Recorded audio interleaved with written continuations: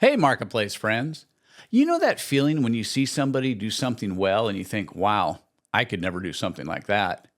Exodus 35:35 says this about two men, Bezalel and Oleb. Had filled them with the skill to do all kinds of work as engravers, designers, embroiderers in blue, purple, and scarlet yarn, and fine linen and weavers of all. They were skilled workers and designers.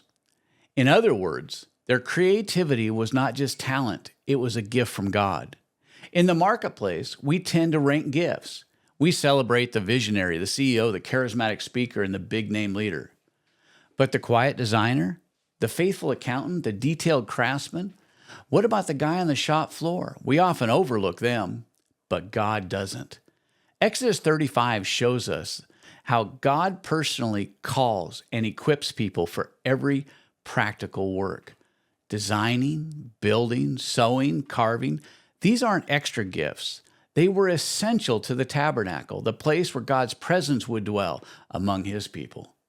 That means your work, your spreadsheets, your code, your customer calls, your designs, your repairs can be just as much a part of God's plan as a sermon on Sunday.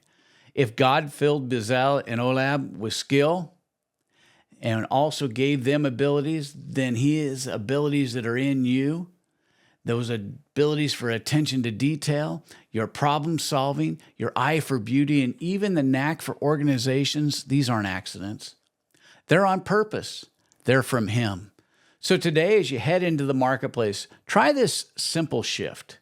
Instead of acting like your work is just something extra and wondering if it's spiritual enough, ask, how can I use my skills, these skills given by God, to serve others well?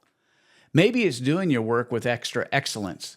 Maybe it's encouraging a coworker, encouraging them in their hidden talent. And maybe it's seeing the things that you do in a way of more than just earning a paycheck, but as a way to reflect on the creativity of the one who made you. Exodus 35:35 reminds us, God fills his people with skill. Your creativity, your competence, your craftsmanship, they're not just for you. They're for his glory and the good of the people you serve. So step into today knowing this. You're not just doing a job, you're stewarding a blessing. Stay blessed.